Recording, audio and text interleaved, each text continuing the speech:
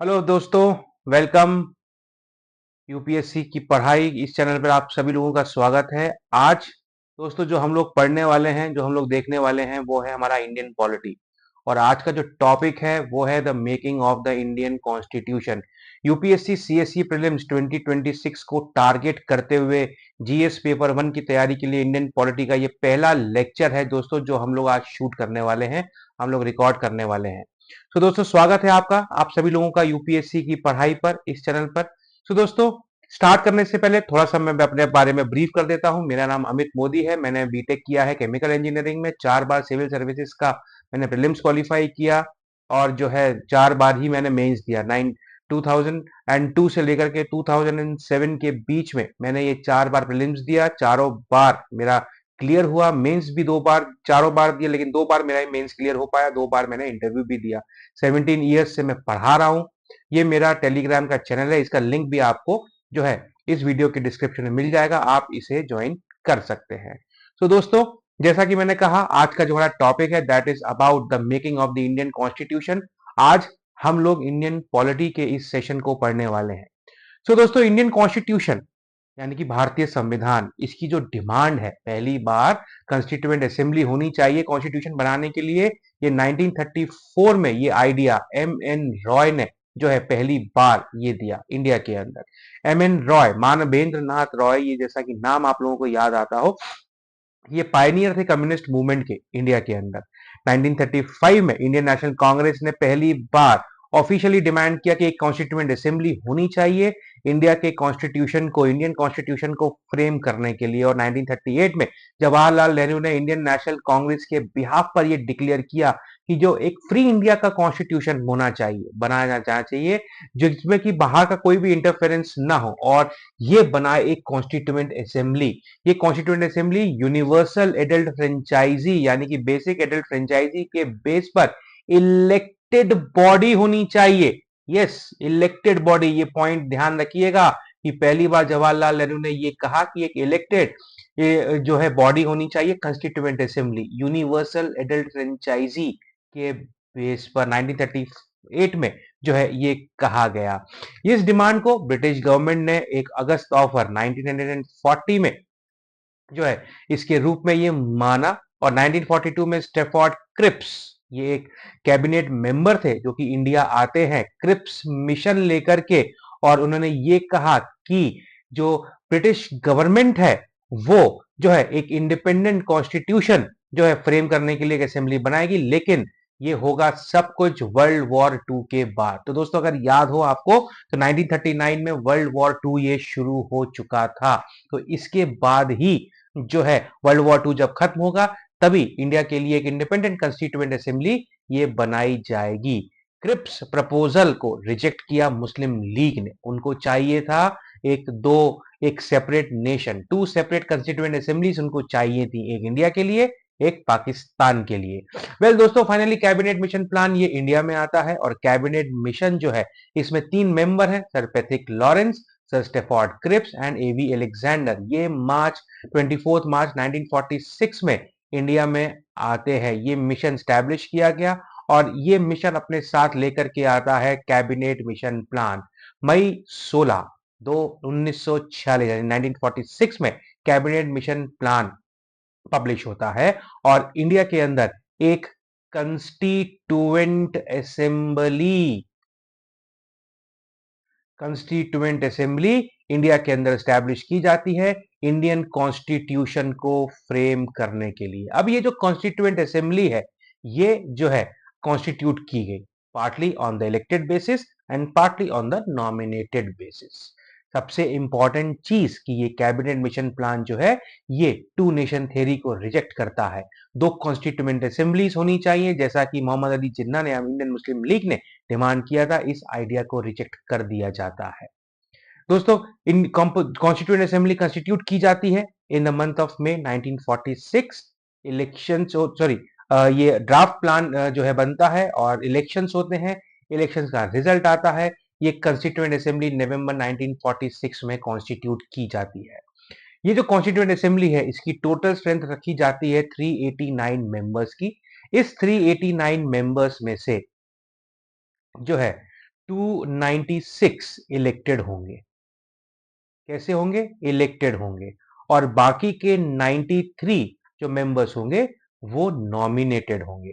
तो यहां से एक चीज क्लियर होती है कि ये जो कॉन्स्टिट्यूएंट असेंबली है ये पार्टली इलेक्टेड है और पार्टली नॉमिनेटेड है। ये जो 296 सीट्स है इनको डिवाइड किया जाता है 296 सीट्स को, जिसमें 292 जो मेंबर्स हैं ये सब ब्रिटिश प्रोविंसेस से, 11 ब्रिटिश प्रोविंसेस हैं, उन 11 ब्रिटिश प्रोविंसेस से ड्रॉ किए जाएंगे, इलेक्ट किए जाएंगे। और 4 मेंबर जो हैं ये आएंगे चीफ कमिश्नर प्रोविंसेस से। Chief commissioner provinces Delhi, Ajmer, Merwara, Coorg and British Balochistan. यहां से एक एक मेंबर एक प्रोविंस से आएगा। 11 जो प्रोविंस थे, ब्रिटिश गवर्नर्स जिनको रूल करते थे वो थे Madras, Bombay, UP, Bihar, central province, Orissa, Punjab, north west frontier province, Sindh, Bengal, Assam. तो दोस्तों ये 11 प्रोविंसेस के नाम आपको ध्यान रखना बहुत जरूरी है प्रीलिम्स पॉइंट ऑफ व्यू से। क्यों? क्योंकि कभी भी कैसा भी क्वेश्चन जो है इन प्रोविंसेस के नाम पर बन सकता है, तो जिससे आप कंफ्यूज ना हो, आप इजिली जो है इसका आंसर लगा सकते हो। हर एक प्रोविंस, ईच प्रोविंस और प्रिंसली स्टेट्स को ग्रुप में डिवाइड किया गया, उनको सीट्स उनके पॉपुलेशन के रेस्पेक्ट में जो है प्रपोर्शन में, रेस्पेक्टिव पॉपुलेशन के प्रपोर्शन में जो है डिस्ट्रीब्यूट की जाती है, अलॉट की जाती है। रफली 1 मिलियन पॉपुलेशन पर एक सीट, 1 मिलियन पॉपुलेशन पर एक सीट ये दी जाती है। ब्रिटिश इसमें 3 मेजर या प्रिंसिपल कम्युनिटीज को रिकॉग्नाइज करती है, मुस्लिम, सिख्स एंड जनरल। यानी कि मुस्लिम और सिख को छोड़ करके जितने भी और लोग हैं वो सब जनरल कैटेगरी में आ जाते हैं। In proportion to their population यहां पर सीट्स उनको एलोकेट की जाती है। तो ये भी पॉइंट जो है ये इंपॉर्टेंट है, ये भी एक ध्यान रखने वाला पॉइंट है। हर किसी भी जो जो कम्युनिटी है उनके रिप्रेजेंटेटिव ही अपने ही जो है मेंबर्स, वो अपने अपने में से ही जो है वोट करेंगे और मेंबर्स को इलेक्ट करेंगे। यानी कि ये जो पर्टिकुलर इलेक्शन होगा ये होगा इनडायरेक्ट मैनर में, यानी कि proportional representation system by means of single transferable vote. इसे हम लोग बोलते हैं इनडायरेक्ट इलेक्शन।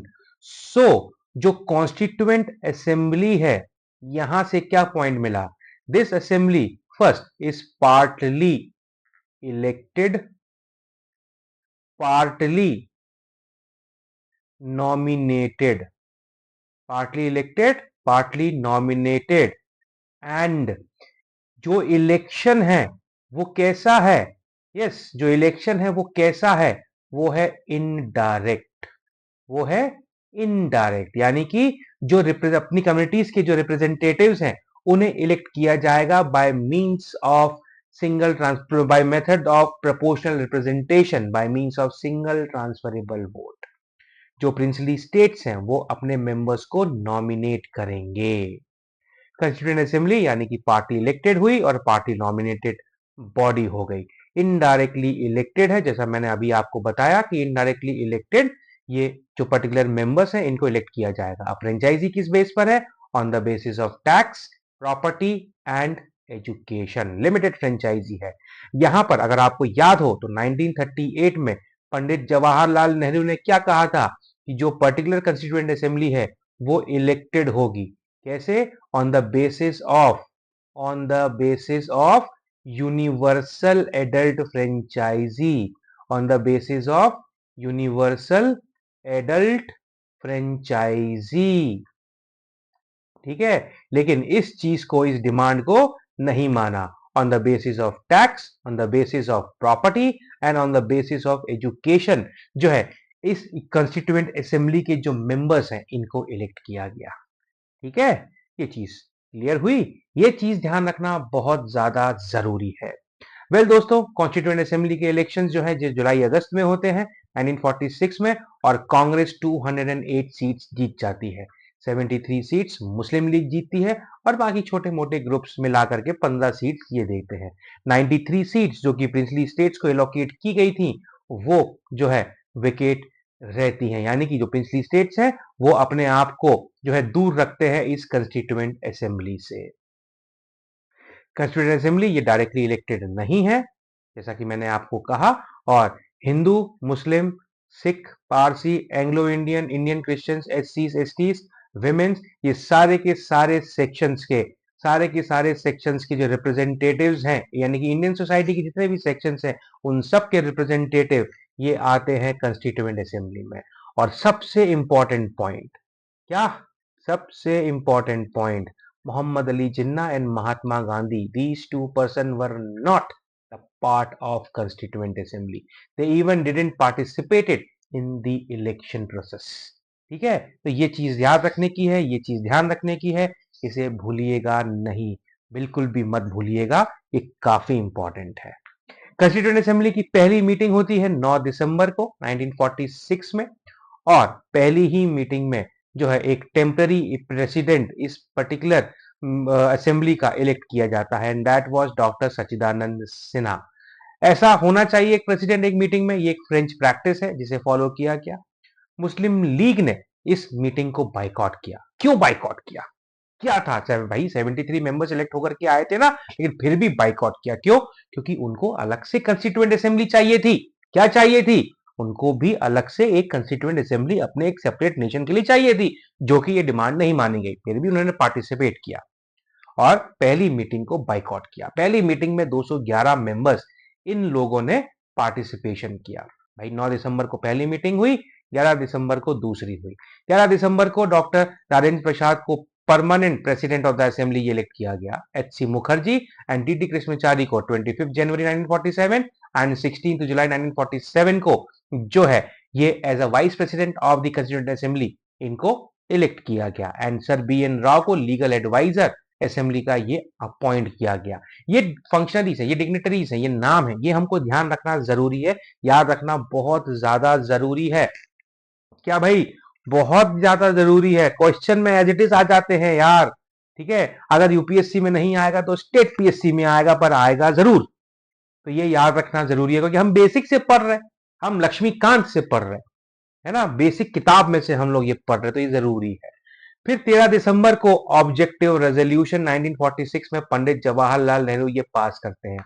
अब ऑब्जेक्टिव रेजोल्यूशन का मतलब क्या हुआ, क्या है ऑब्जेक्टिव, भाई हमारी कंस्टिट्यूएंट असेंबली का मेन ऑब्जेक्टिव क्या है, ऑब्जेक्टिव है कॉन्स्टिट्यूशन को फ्रेम करना, कॉन्स्टिट्यूशन को फ्रेम करना। अब हमारा कॉन्स्टिट्यूशन कैसा होगा, कैसा होगा, है ना, तो वो एक रेजोल्यूशन के फॉर्म में इंट्रोड्यूस किया गया बाय पंडित जवाहरलाल नेहरू, जिसमें एक बेसिक फिलॉसफी रखी गई, फंडामेंटल प्रिंसिपल्स को रखा गया कि हमारा कॉन्स्टिट्यूशनल स्ट्रक्चर कैसा होगा।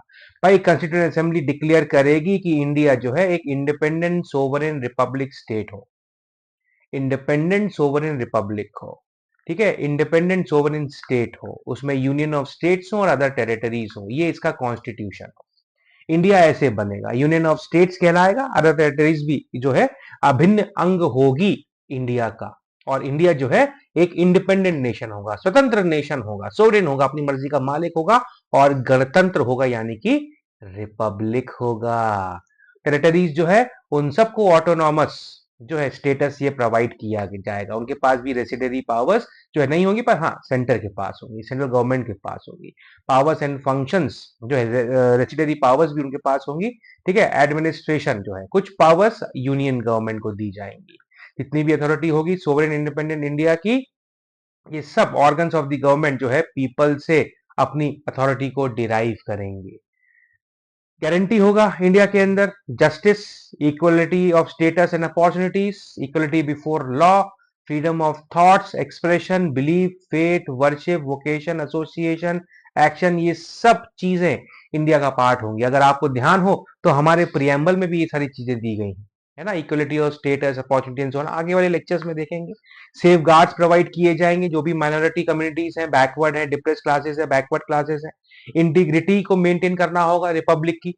राइट्स ऑफ सोवरेन राइट्स रहेंगे, लैंड के, सी के, एयर के, according to justice and the civilise nation. Ancient जो लैंड है अपने राइटफुल और ऑनर्ड प्लेस में वर्ल्ड में एक अपना मुकाम बनाएगी और कंट्रीब्यूट करेगी वर्ल्ड पीस एंड वेलफेयर में।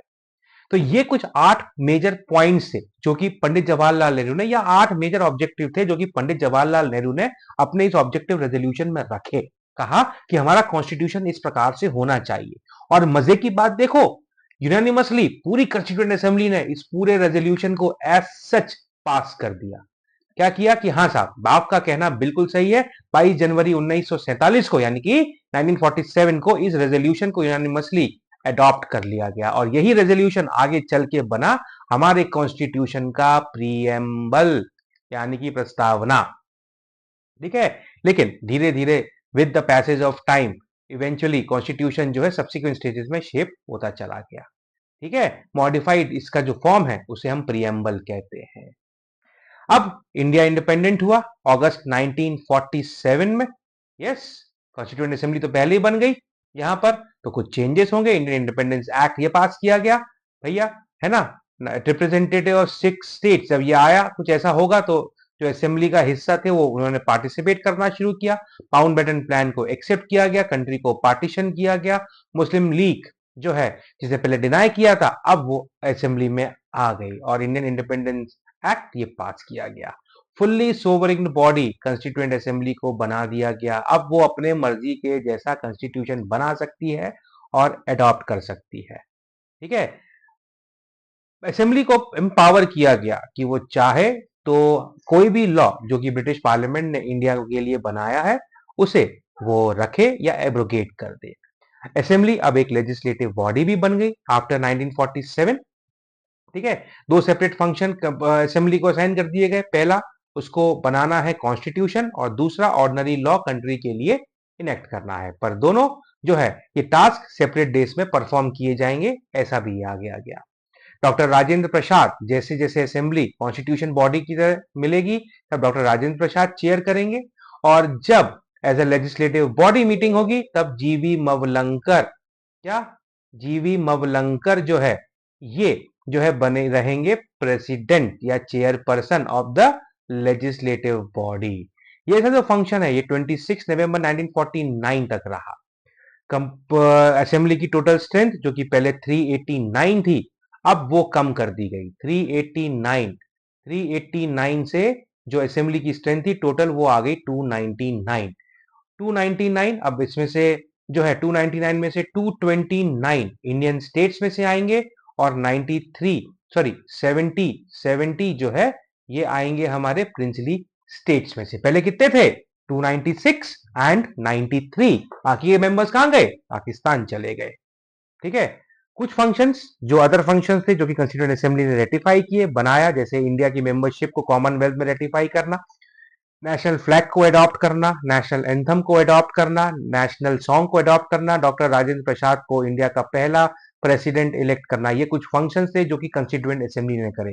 भैया ध्यान रखना 24 जनवरी 1950, यस, पहला पार्लियामेंट नहीं बना था, प्रेसिडेंट ऑफ इंडिया को इलेक्ट किया गया by the constituent assembly. The first president of India was elected by the constituent assembly. ठीक है, यहां गलती मत कर देना, नहीं तो मालूम पड़ा यही बोल दोगे the first president of India was elected by the elected members of the parliament. आगे पढ़ेंगे अपन ये सारी चीजें, तो ये गलती मत कर देना, ये बहुत इंपॉर्टेंट चीज है। छोटी छोटी चीजें हैं, हम इनको भूल जाते हैं। यूपीएससी इन सबका फायदा उठाती है और हमारे नंबर काट लेती है। 24 जनवरी को कंस्टिट्यूएंट असेंबली का फाइनल सेशन होता है, आखिरी मीटिंग होती है। प्रोविजनल पार्लियामेंट 26 जनवरी तक रहती है, इवन इलेक्शन तक, formation of the new parliament तक। जब पहला जनरल इलेक्शन होता है 1951-52 में और पहली पार्लियामेंट एग्जिस्टेंस में आती है 17 अप्रैल 1952 को प्रोविजनल पार्लियामेंट जो है ये इसका फंक्शन खत्म हो जाता है और मई 1952 में फर्स्ट पार्लियामेंट और the first house the Lok Sabha was constituted, है ना, बिलोंग विद द राज्यसभा। ये कॉन्स्टिट्यूशन ये बनता है। तो इस तरीके से हमारी जो कॉन्स्टिट्यूएंट असेंबली है ये फंक्शन करती है और हमारे कॉन्स्टिट्यूशन को अडॉप्ट एंड इनेक्ट करती है। कॉन्स्टिट्यूएंट असेंबली बहुत सारी मेजोरिटी कमिटीज भी बनाती है, जैसे 8 मेजर कमिटीज और 13 माइनर कमिटीज भी बनती है, जिसमें सबसे इंपॉर्टेंट है ड्राफ्टिंग कमेटी। ध्यान रखना इंडियन इंडिपेंडेंस के बाद में ये ड्राफ्टिंग कमेटी बनती है। अगस्त 29 1947 को ये कॉन्स्टिट्यूएंट असेंबली जो है जो ड्राफ्टिंग कमेटी बनाती है, यानी कि जो कॉन्स्टिट्यूएंट असेंबली है दोस्त वो बनाती है ड्राफ्ट करने के लिए कॉन्स्टिट्यूशन, और इसमें 7 मेंबर हैं। कितने? 1 2 3 4 5 6 7, 7 मेंबर है, जिसके चेयरमैन है डॉक्टर अंबेडकर। अदर मेंबर्स कौन है? एन गोपाल स्वामी अय्यर, अल्लादी कृष्ण स्वामी अय्यर, डॉक्टर के एम मुंशी, सैयद मोहम्मद सादुल्ला। ठीक है। एन माधव राव की बीमार हो जाते हैं और फिर बाद में आते हैं BL मित्तर, TT कृष्णचारी, DP खेतान पहले मेंबर है, ठीक है। DP खेतान पहले मेंबर है जिनकी डेथ हो जाती है 1948 में, फिर TT कृष्णचारी यहां आ जाते हैं। BL मित्तर ओरिजिनल मेंबर है, एन माधव राव BL मित्तर को रिप्लेस करते हैं। ड्राफ्टिंग कमेटी का पहला ड्राफ्ट तैयार होता है फरवरी 1948 में, ठीक है। 8 महीने जो है ये दिए जाते हैं डिस्कस करने के लिए, अमेंडमेंट प्रपोज करने के लिए पीपल ऑफ इंडिया को, यानी कि ड्राफ्ट बना और लोगों में फ्लोट कर दिया गया। Public opinion, public comments, criticism, suggestions के टाइम पर सेकंड ड्राफ्ट तैयार होता है अक्टूबर 1948 में। डॉक्टर अंबेडकर 4 नवंबर 1948 में पहला ड्राफ्ट, फाइनल ड्राफ्ट इंट्रोड्यूस करते हैं, जब जिसको कहलाता है first reading of the constitution, ठीक है। और 5 दिन बाद जो है जनरल डिस्कशन शुरू होता है 9 नवंबर 1948 को। सेकेंड रीडिंग आती है, क्लॉज बाय क्लॉज कंसिडरेशन किया जाता है नवंबर 15 1948 से लेकर के अक्टूबर 1949 तक, और फाइनल ड्राफ्ट 14 नवंबर को इसकी रीडिंग शुरू होती है और डॉक्टर अंबेडकर मोशन पास करते हैं, the constitution as settled by the assembly be passed. 26 नवंबर 1949 यानी कि 26 नवंबर 1949 को हमारा कॉन्स्टिट्यूशन एडॉप्ट इनैक्ट कर लिया जाता है। 299 मेंबर्स में से 284 यानी कि 284 प्रेजेंट होते हैं और वो इस कॉन्स्टिट्यूशन पर साइन करते हैं। 26 नवंबर 1949 को हमारा कॉन्स्टिट्यूशन जो है एडॉप्ट इनैक्ट कर लिया जाता है और इसीलिए हम 26 नवंबर को बनाते हैं हमारा कॉन्स्टिट्यूशन डे। क्या? संवैधानिक दिवस, संविधान दिवस, कॉन्स्टिट्यूशन डे। 26 जनवरी को हम लोग मनाते हैं हमारा रिपब्लिक डे। कंफ्यूज मत हो जाना, ठीक है, कंफ्यूज मत हो जाना।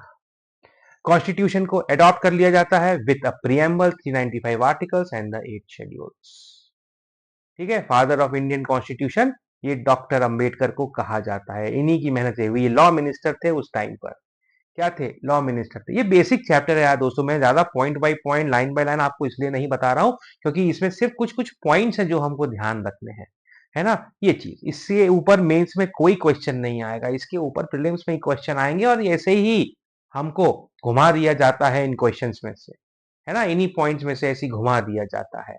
हमारा जब कॉन्स्टिट्यूशन फोर्स में आता है 26 नवंबर 1949 में, पूरा कॉन्स्टिट्यूशन फोर्स में नहीं आता है लेकिन कुछ आर्टिकल्स आ जाते हैं 5, 6, 7, 8, 9। गौर से देखेंगे तो ये हमारा यस सिटीजनशिप से रिलेटेड है। 60 प्रेसिडेंट के इलेक्शन से, 324 इलेक्शन कमीशन से, 366, 367, 379, 380 ये आर्टिकल्स हमारे यूज में आते हैं, जो है इनेक्ट कर दिए जाते हैं 26 नवंबर 1949 में। और रिमेनिंग मेजर पार्ट जो है ये आता है 26th January 1950, which is called as the date of commencement of constitution, ठीक है। Date of adoption of constitution 26 नवंबर, date of commencement of constitution 26 जनवरी, भूलना मत, ठीक है। और इसी दिन हम लोग हमारा रिपब्लिक डे सेलिब्रेट करते हैं। विथ सो कमेंस हो जाता है constitution, independence act, government of India act 1935, जितने भी और जो है अमेंडिंग और सप्लीमेंट्री एक्ट्स हैं इन सबको रिपील कर दिया जाता है, यानी कि हटा दिया जाता है। अब हमारे पास एक हमारा खुद का सुप्रीम लॉ है, that we call as constitution of India, supreme law of the land. So दोस्तों, अगर आपको हमारा ये सेशन अच्छा लगा हो तो इस वीडियो को लाइक करना मत भूलना, कमेंट करना मत भूलना, सब्सक्राइब करना मत भूलना, दोस्तों से शेयर करना मत भूलना। तो thank you very much guys इस सेशन को देखने के लिए। बाकी आप चाहो तो इसकी नोट्स अगर आपको चाहिए, ये पीडीएफ आपको ऐसे चाहिए तो यूपीएससी अमित मोदी इस टेलीग्राम चैनल को फटाफट से सब्सक्राइब करो, इस पर आपको मिल जाएगी। और भी ढेर सारी चीजें मिलेंगी, करंट अफेयर्स से रिलेटेड भी आपको ढेर सारी चीजें यहाँ पर मिलने वाली है। तो दोस्तों मिलते हैं अगले वीडियो में, यानी कि the sources of the Indian constitution में।